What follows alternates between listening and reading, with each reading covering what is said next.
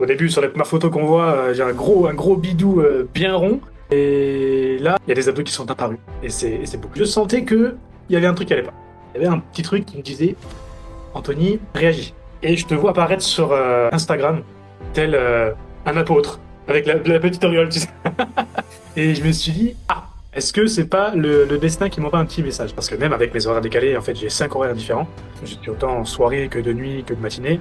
La nourriture était faite en conséquence le soir pour la semaine. Et derrière, tu prends le pli. Je suis mis dans un coaching pareil avec un nutritionniste, avec derrière le programme sportif. Je dis non, je vais jamais y arriver. Et finalement, tu prends le pli et c'est ta routine, c'est ton quotidien. Et c'est vraiment très facile. Je vous remercie, Reggie. Jamais assez.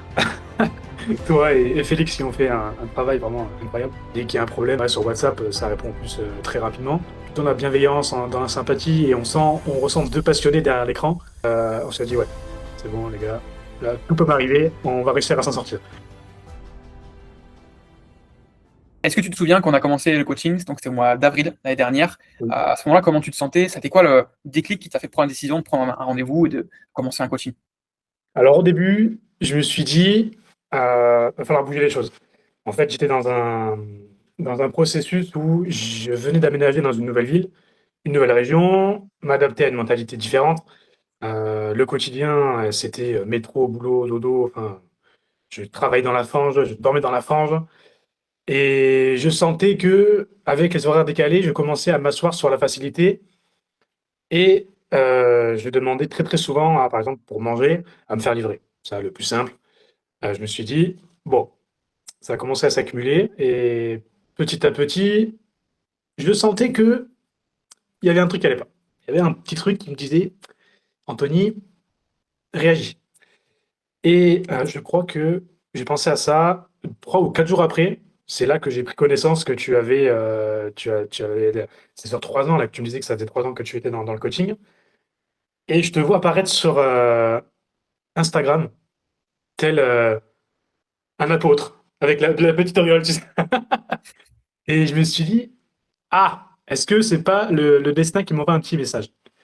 Et voilà, comme je sais qu'on avait déjà travaillé ensemble dans un petit village, évidemment, et sur les jours, les semaines et les mois qu'on avait passés ensemble, je me suis dit, bon, si Maxou il sent ma route, c'est pas pour rien.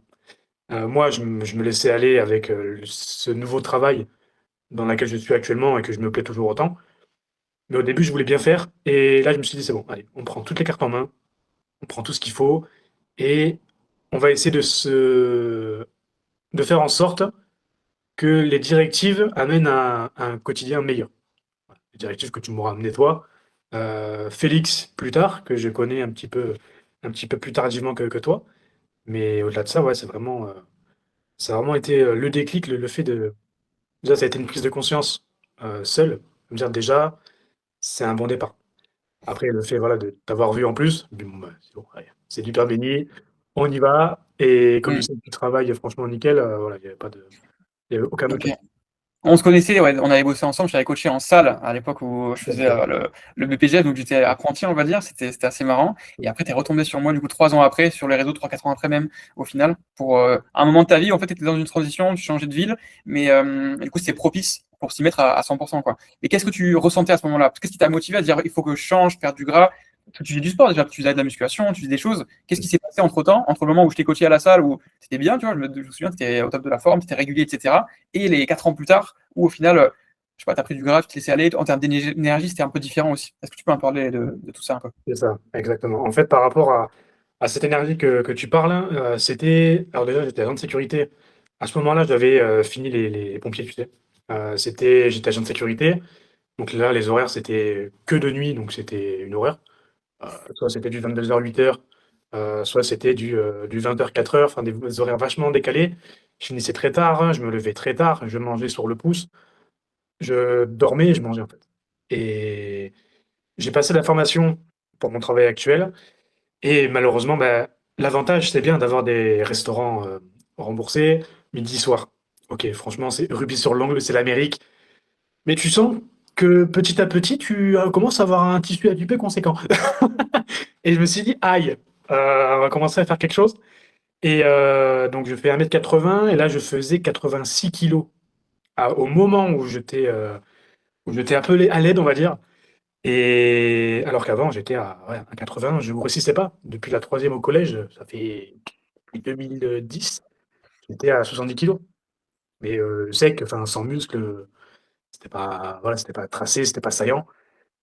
Mais voilà, c'est le fait d'avoir eu la facilité à portée de main, culinairement parlant, à me dire voilà, je vais pouvoir manger ce que je veux quand je veux, c'est remboursé, c'est gratuit, c'est pour moi. Mais derrière, bah, tu penses pas. Et là, tu te dis, tu manques d'énergie, tu manques de force. Tu as pas forcément les nutriments bien placés au quotidien, et tu te dis, tu sais, tu es pas forcément dans ton assiette. Et c'est là que ça, là, c'est là que ça joue aussi.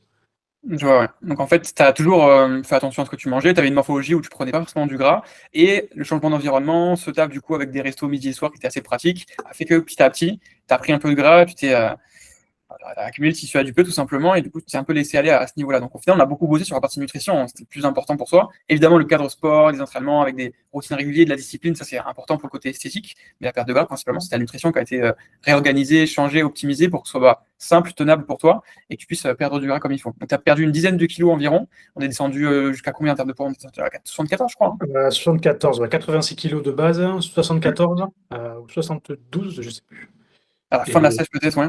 ouais, et après, là, je suis à 76,4 kilos. Là, on est remonté du coup depuis 4 mois sur de la prise de muscle progressive C'est ça. pour construire un bon volume et on va largement dépasser les 80 kilos là. C'est très bien parti. Tu es toujours aussi sec quasiment qu'à la fin de la perte de gras, hein. Tout à fait. Ouais. Ouais. Je le remarque au début sur la première photo qu'on voit, j'ai un gros bidou bien rond. Et là, il y a de l'abdos. Il y a des abdos qui sont apparus. Et c'est beau. Il y a encore un léger body fat, je pense. Je pense que je suis à 15% à mon avis. Mais voilà, petit à petit, sur la constance, on vise. Et voilà, c'est sur cette petite zone qui reste. Mais après, voilà, le reste, ça parle que de même. Les épaules, les pecs, les abdos, ça n'a Mm. plus rien à voir. L'objectif sur une prise de muscle, c'est de pas aller vite.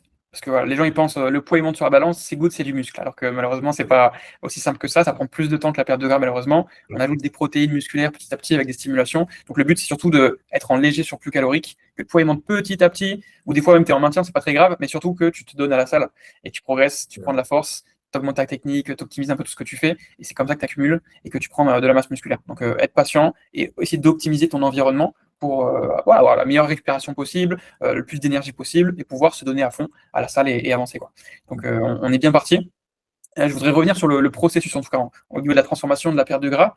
Comment tu as fait, toi, pour intégrer le programme dans ta vie, suivre le système, être régulier, discipliné et aller au bout en fait, de l'objectif? Parce qu'il y a beaucoup de gens qui ils ont des programmes, ils ont des guides, ils n'arrivent pas en fait à le faire, à l'appliquer, à être constant. Comment est-ce que toi, tu as fait? Alors au départ, je me suis dit, me lancer dans un coaching, ça va être une très très mauvaise idée. Je me suis dit que ça allait complètement chambouler mon quotidien. Et je me suis dit, non, mais c'est pas possible. Euh, Faisant actuellement un métier dangereux, ça restait pour moi un objectif de me créer une armure corporelle. Je me suis dit, bon, ça va être un avantage. Pour moi, ça va être un facteur clé sur la réussite, sur l'atteinte de mon objectif. Au début, les horaires que j'ai, que j'ai actuellement, je me suis dit, réussir à caler un entraînement là, ça va pas être possible. Et l'introspection mentale se passe, tu réfléchis en conséquence, et finalement, en fait, bah, ça passe. Ça passe parce que même avec mes horaires décalés, en fait, j'ai 5 horaires différents. Je suis autant en soirée que de nuit que de matinée. C'est simple pour moi dans le sens où j'ai pas d'enfant. Après, les parents, je sais que là, c'est différent. Est-ce qu'ils envoient à la nounou? Est-ce qu'ils après, ils vont à la salle? Moi, je sais que sur ça, ça a été un facteur aussi, puisque voilà, j'avais deux petites filles à charge à ce moment-là. Et j'amenais du coup à l'assistante maternelle. Je commençais par exemple à midi ou 14 heures. Il y avait des fois, malheureusement, je ne pouvais pas. Mais voilà, j'allais à la salle, j'amenais les enfants à 8 heures, 9 heures du matin. À la salle jusqu'à 11 heures. Et puis, je prenais ma gamelle. Donc, la nourriture était faite en conséquence le soir pour la semaine. Comme ça, au moins, c'était fait, c'était réglé. Et je partais du coup avec, voilà, je partais habillé. J'allais à la salle, je me douchais soit à la salle, soit au travail. Et j'avais le repas sur moi. Voilà, c'est un peu le petit baluchon que tu portes sur toi et pour que tu puisses réagir en conséquence et te réadapter. C'est pas forcément une plaie d'arriver à se dire: «Ouais, mais le sport, toute la de manière hebdomadaire, je vais pas réussir». Au final, c'est vrai qu'au début, tu es pas très à l'aise. Si tu es dans une nouvelle région et que tu as affaire à des salles de sport que tu ne connais pas, déjà là, ça rentre en ligne de compte. Tu as ce nouvel environnement, il faut que tu t'adaptes. Tu as pas les gens que forcément que tu connais. L'endroit, il est agencé d'une autre manière que, bah, avant, tu y étais pas forcément, présent déjà de base et au fur et à mesure, tu t'adaptes tranquillement et puis, après derrière, tu prends le pli. Tu prends le pli sur ton planning, tu bosses, de midi à 20h par exemple, voilà. Dès que tu peux, petite séance, le matin, lendemain, repos. Après tu changes d'horaire, 14h, 22h30 par exemple comme je fais. Voilà. Le matin pareil, tu emmènes les enfants à 9h. Tu as toute ta matinée tranquillement et tu fais ta séance. Tu peux rallonger là si tu veux, c'est pas mal. Pas non plus, en faire une séance de 3 heures, 4h30 non plus. Et ensuite voilà, aller au travail, bah, tu prends ta douche, tes frais et puis tu es parti pour la journée. Enfin, du moins c'est comme ça que je fonctionnais. Tu avais beaucoup de contraintes. Tu avais des horaires, décalés dans tous les sens, tu avais 2 filles du coup à t'occuper, les amener et cetera et tu t'es organisé en fonction pour pouvoir tenir le rythme. Avec des créneaux, on va dire, de sport où tu essayais de les fixer de façon non négociable, mais ça arrivait qu'il y avait des imprévus, des trucs où tu décalais et en fait, il y a beaucoup de gens, par exemple, qui vont se fixer un programme, ils vont commencer déjà sur quelque chose qui est très difficile à tenir avec genre 5 séances par semaine, parce qu'ils pensent que c'est ça qu'ils doivent faire pour absolument avoir des résultats et dès qu'ils vont avoir un imprévu, rater un jour, bah, ça va être, foutu pour fourtu, ils vont arrêter, ils vont abandonner, ça va être, un cercle vicieux de frustration, etc. Donc, ce que je conseille beaucoup aux gens, c'est ça, de ce que tu as fait, tu t'organises, tu te mets des créneaux non négociables, tu es sérieux autant que possible, tu développes cette habitude avec cette routine que tu dis, ça fait partie de moi, c'est mon emploi du temps, je le respecte, comme quand tu te lèves pour aller au taf, que ce soit le matin, le soir, etc. Tu le fais, tu vas à la salle, et si tu as des priorités qui passent par devant, avec des imprévus, etc., bah, tu les fais, c'est OK. Si tu rates une séance sur une semaine, c'est pas grave, tu la reprends, tu la décales, tu recommences la semaine prochaine. Mais l'important, c'est de pas s'arrêter, vraiment être constant à 100%, quoi. Donc, non, tu as fait du super taf. Là, on a fini la perte de gras, transition prise de muscle. Ça fait 9 mois maintenant qu'on bosse ensemble. Comment tu te sens maintenant, bah, que tu es un peu plus autonome, en tout cas, sur le suivi, la continuité du programme, ta vision un peu plus long terme au niveau des objectifs? Déjà, je vous remercierai jamais assez. Toi et Félix qui ont fait un travail vraiment incroyable. Moi de mon côté, par rapport au suivi, déjà au début, je me suis dit: «Je vais jamais y arriver». Je me suis dit: de s'immiscer dans un coaching pareil avec, un nutritionniste, avec derrière le programme sportif. Je dis: «Non, je vais jamais y arriver» et finalement, tu prends le pli et c'est ta routine, c'est ton quotidien. Il y a pas forcément comme un suivi de sportif de haut niveau où tu dois faire, voilà, de la cryogénie, du sport, tous les jours, pour aller t'entraîner le week-end sur les matchs ou quoi. Mais, c'est vraiment un pli à prendre et c'est vraiment très facile. Parce que autant tu peux si tu ne peux pas aller en salle, tu peux réadapter derrière en te prévoyant des exercices, voilà, sans matériel, poids du corps ou avec, voilà, réadapter, des chaises pour faire des dips, des packs de lait pour faire des élévations latérales, ouais, il y a toujours une solution. Mais, après au niveau autonomie, au début, c'était compliqué, parce que j'étais toujours le nez dans le téléphone, à me dire: «Bon, bah, il faut que je fasse ça», Félix et Max, ils m'ont dit: «Voilà, j'ai un programme à suivre, j'ai tout mon programme devant les yeux sur l'application». Voilà, il faut vraiment que je fasse en sorte de bien faire et c'est là que la pyramide commence à, voilà, à se construire petit à petit. C'est vrai que tu as l'exercice qui se met en place sur l'application, mais tu te cherches aussi dans la salle au niveau des charges. Est-ce que pour telle charge, tu fais assez de reps? Est-ce que pour tant de reps, tu as mis assez de charge? Il y a tout un cheminement mental quand même à penser et c'est là que tu te cherches, tu es à tâtons, tu dis: «Bon, on va essayer tranquillement».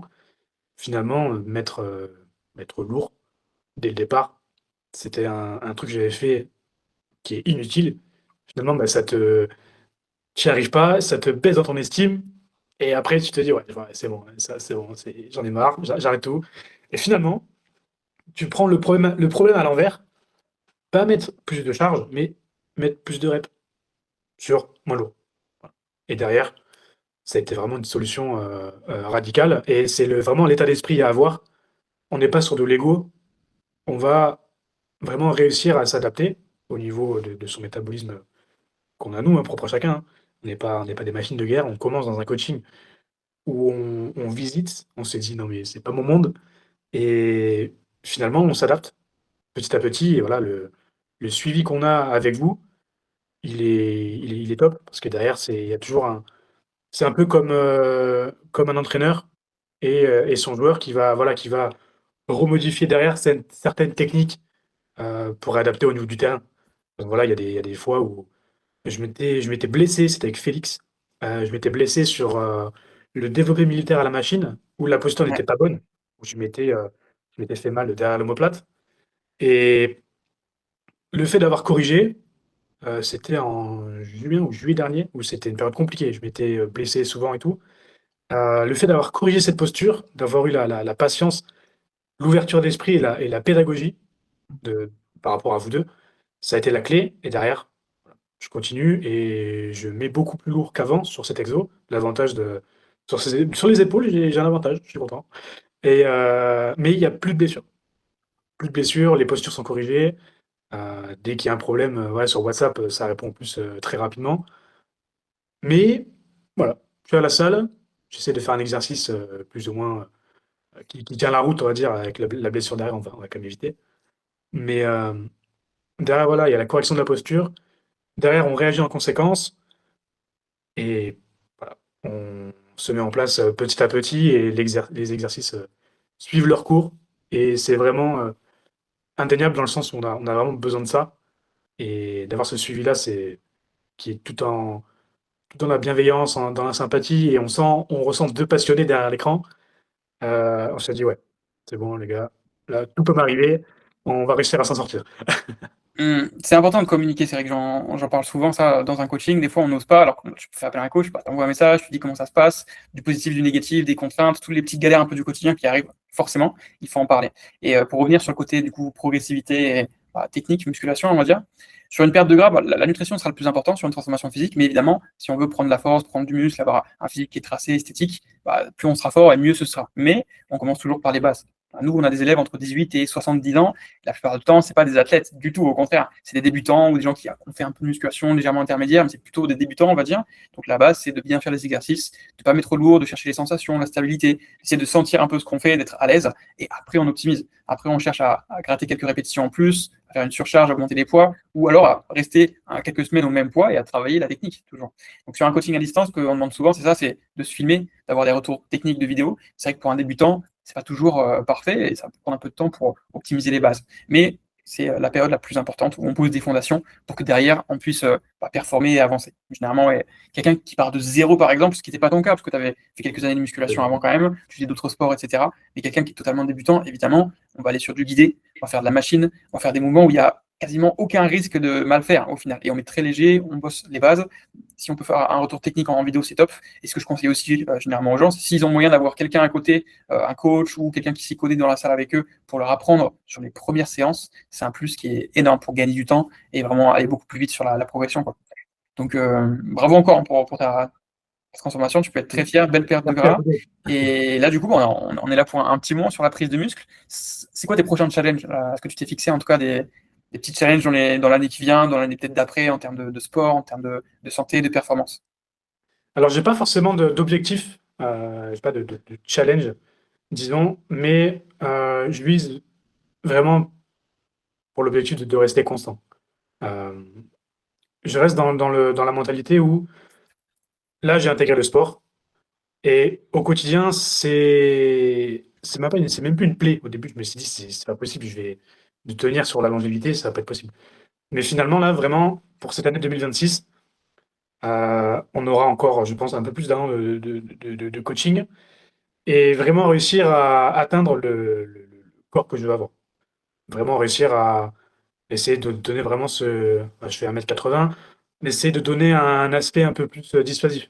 Pas être très énorme non plus, je pense à monsieur Ronnie Coleman ou, monsieur Schwarzenegger. Mais, non, pas en arriver à ce physique-là, mais vraiment réussir à atteindre l'objectif que je veux au niveau, voilà, au niveau, musculairement parlant et réussir derrière à voilà, à atteindre ce que je souhaite et grâce à ça, grâce au suivi, grâce à vous 2 qui derrière, poussent et motivent, il y a moyen de faire quelque chose. Vraiment rester constant et sur la longévité et de faire en sorte que, voilà, que ne pas se faire mal et que dans tous les cas, le sport n'est pas mauvais. Bien au contraire, c'est notre plus bel allié. Toujours le garder, même si c'est des périodes un peu compliquées, où on a moins de temps, moins d'énergie, plus de contraintes. Au minimum syndical, faites 2 séances par semaine. Au pire des cas, faites-les à la maison. Un petit circuit training au poids du corps, 30 minutes, ça fait l'affaire. Au moins, vous maintenez les progrès. Et ce qui fait abandonner les gens, c'est souvent une séance ratée, 2 séances ratées, une semaine qui était sautée un peu. Et là, on se démotive, on abandonne. Alors qu'au final, c'est très simple de garder un bon niveau. Moi, ça fait plus de 10 ans maintenant, quasiment 11 ans que je fais de la musculation. Les 3, 4, 5 premières années, j'étais à fond sur la progression, faire plus, performer, découvrir des nouvelles choses. Là, maintenant, depuis 5-6 ans, je fais du maintien un peu. Donc, toi, tu es plutôt dans la progression encore. Tu sais que tu as du potentiel de développement, tu peux prendre pas mal de masse musculaire en plus, peut-être 5-10 kilos sur les 2-3 prochaines années largement. C'est vrai que sur du maintien, il faut quand même se fixer des objectifs avec des deadlines où tu sais où tu vas. Sinon, tu vas t'entraîner pour maintenir ton corps, t'entraîner pour t'entraîner. Et des fois, on peut perdre un peu le plaisir avec les années qui passent. Donc, des petits challenges de temps en temps, se motiver et après te dire, OK, là, on arrive à cet endroit-là. Si c'est validé, c'est très bien, on continue. Si c'est pas validé, est-ce qu'il faut que je change un peu ma manière de faire, peut-être me serrer un peu plus les vis de temps en temps pour continuer à être sérieux, performer, à avancer, quoi. Donc là, on a de la marge. On est début janvier 2026, enfin, mi-janvier déjà 2026. L'objectif serait d'aller chercher les 80 kilos propres d'ici cet été, largement. Peut-être un peu plus même. Si tu veux, on pourra faire un petit nettoyage avec une paire de gras avant pour l'été, si tu veux, à la plage ou quoi pour les vacances. Mais Mettre à la ce monnaie. moment-là, exactement. Construction, continue de prendre du coup pec, bras, épaules, dos pour le côté carrure et armure, comme tu disais, carapace. Sachant que tu as des clavicules qui sont assez larges, tu as des bonnes épaules déjà, ça c'est cool. Donc habillé, ça se voit que tu fais de la muscu et que tu es sportif, mais on a encore de la marche pour prendre encore plus de volume et se faire plaisir. Merci Anthony encore du retour. Merci On à toi. continue, hein. De toute façon, on a du taf et let's go, hein. Il n'y a plus qu'à, comme d'hab, motivé et on reste sur le front. Si cette vidéo t'a parlé, sache que ces résultats ne viennent pas de la motivation ou d'un régime de plus. Ils viennent d'un cadre, d'un système clair et d'un accompagnement adapté à la vraie vie. Ça n'a rien de secret ou d'exceptionnel. Donc si tu veux savoir si c'est aussi possible pour toi, tu peux prendre rendez-vous sous la vidéo avec moi pour un appel bilan. L'appel dure 30 minutes, c'est 100% offert et on fait le point sur ton objectif, ta situation, tes contraintes et on construit ensemble le plan d'action qui va te permettre de réussir. C'est ce qu'on a fait avec plus de 750 personnes qu'on a accompagnées. Donc je te laisse prendre rendez-vous et on se voit de l'autre côté.